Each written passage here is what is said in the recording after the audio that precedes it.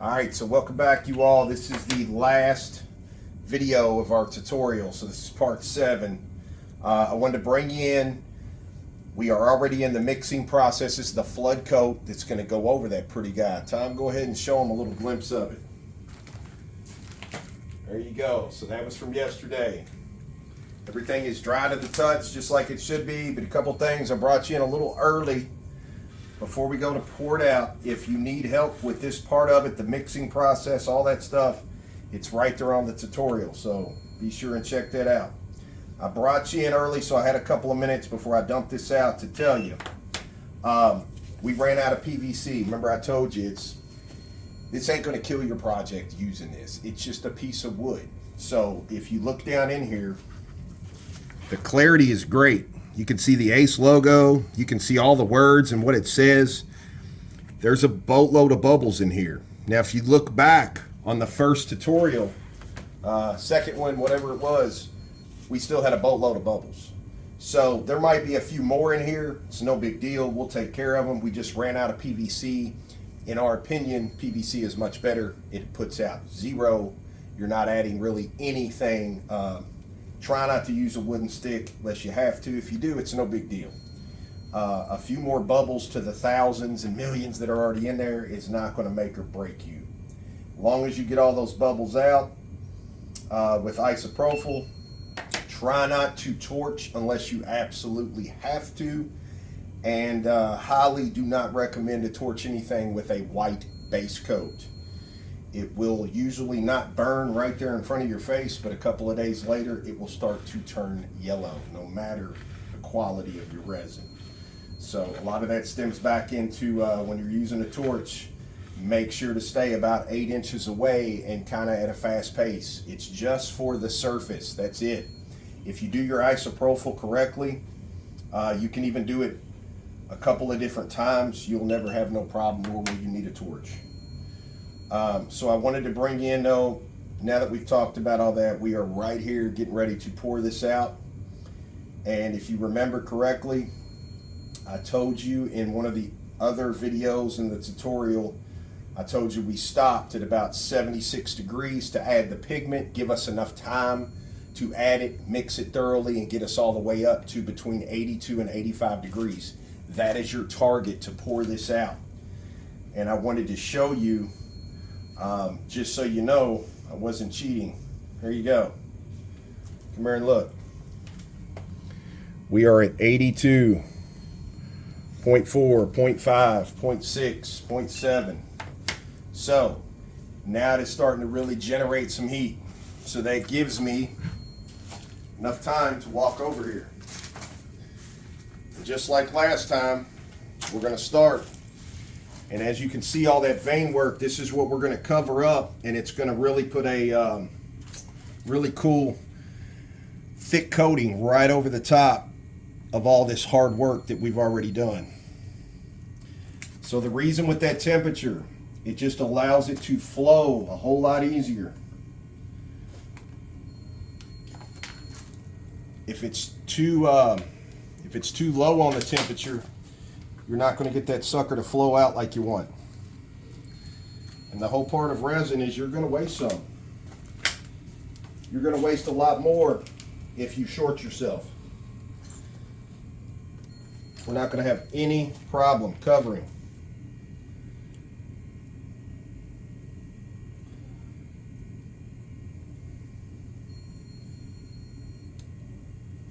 And what you always want to do, what we do, when you have just barely enough in there, just a little bit left, where you can sit it down, let that accumulate, give your piece a good once over, make sure it is very hard on the clear flood coat. It looks covered, then all of a sudden when you start looking, you'll see a spot that just did not get any resin. That's why I say just a little bit right there, just to make sure everything covered. Because a lot of times it's very hard to see a clear flood coat over the top of a base coat. The black or whatever color you're using tricks you. And then by the time you find out, it's too late. You can't get that run to get away, and it'll be in your piece. It usually happens on the edges. It's usually never up here. So just by applying that guy right now, a lot of things again that you know on the front side that was correct. It was clear. You could see down in there, see the wording. Everything was visible. We had the mix ratio correct. We actually used our digital scale on this one. I did that on the earlier tutorial just because a lot of people do not have a digital scale. So I wanted you to feel confident that you could still do it. Those lines are crucial. So the lines have a thickness, and I want to show you. We're just letting this set up right now, just so you know. We're letting all the bubbles do its thing, take effect. But there's a big difference in the bottom of that hash mark, the middle of it, and the top of it. And in the resin world, that matters. So that's what I want to try to stress to you. If you pour to the middle of that line, then you have to make sure on top you are to the middle of that line if you do not have a digital scale. We've got a couple tricks for that. It's a lot harder to pour these big jugs with a lot of that volume coming out in such a little amount where you're trying to get to. Take some of that resin, get it close, 1/4 inch off of your mark, something like that. Pour it into a smaller cup. Then take that cup and ease it right on over, and it'll get you up to that line a lot safer if you're scared of going over or under on any one of those. You never have to worry about the first one, it's always the second one, because if you overshoot it and it's already mixed, it's not going to be correct. So very crucial, very important. As usual, we're going to go through the same procedure that we've already went through. So no problems here. We're just giving this time with countertop epoxy and their resin. You've got about a 40-minute window after you pour it out. We realistically have 30 instead of 40 because, again, we let that get up to about 82 to 85 degrees before we dump it out. Now the difference, keep in mind, people viewing from different states, you know, all your humidity, Florida, California, New York, even in the wintertime, all that stuff, keep all that in mind. That's why it's so crucial to dump this stuff out between 82 and 85. In the wintertime, you might find yourself stirring for 13 minutes. In hotter weather during summers across the United States, you might find yourself stirring for 6 or 7 minutes. That's why those recommendations from the manufacturers on the back of your bottle, they're just guides. For people who don't know, it's just guides to help you. The true math behind it is it needs to be between 82 and 85 degrees to pour out. It's going to flow like it's supposed to.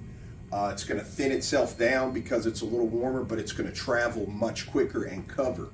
So anytime you go to pour and it has not reached that temperature, you're going to notice it's a lot thicker of a syrup. So it's going to take longer for the process to actually do what it's supposed to do. So right now we are in great shape. Again, we only had one bubble the last time from the original black.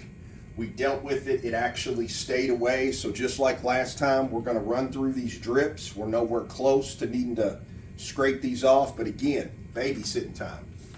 But this is a gorgeous piece. Love it. We're gonna go ahead and shoot it with some isopropyl. We're also going to, cut the camera off for a few. We're gonna exit the room and all that, but it's no different than in the other videos. Just tune back in and watch those. That way you kind of know what to do. We showed you about the cardboard, and don't let those massive amounts, a lot of these bottles are great. Even a smaller bottle that produces a fine mist, it's still right out that nozzle. It still has big drips that fall. Those are the ones you don't want hitting your piece. It makes a huge splash, creates a big pothole, and further along in the process, it may not come back. And this is the flood coat. So there is no fixing anything past this. You would have to recoat again. So this is where you want everything to be completely perfect. Anything goes wrong on the color flood coat, the base coat, if you will, anything goes wrong could be fixed. This is where you don't want something to go wrong. So very important, make sure you have all your little finishing touches eliminated by the time that base coat is dropped in here, so that the finish is just what it is, the finish. And for everybody else, you do not have to do this step. We could have left the graphics off. The black was gorgeous all by itself. It all depends on the look you're going after. We like to see the depth and looking down in there and tricking the eye. So that's why we do 2 flood coats. Notice we never told you about a seal coat, the paint. 2 coats on the paint. Quality paint took care of that. If we were doing this wood only, no paint, no color, anything like that, we would have poured a little bit of resin to stretch over this entire top to clog those pores, to seal it, hence the seal coat. So stay tuned, we'll be right back, show you what's going on, and this is a pretty guy. So hope this helps you at home. All right, y'all, that's it. We really hope you like it. Mike Hayes will have this to you next week. Turned out super cool. So all you DIY fans out there want to try it, we got you covered. Just follow along that tutorial. You can do this yourself at home. We're just going to stay here a little bit longer, babysit these little bitty drips that are coming at the bottom. But I mean, just a flawless finish. Hope this helped everybody at home. And as usual, we'll see you back real soon with the next one.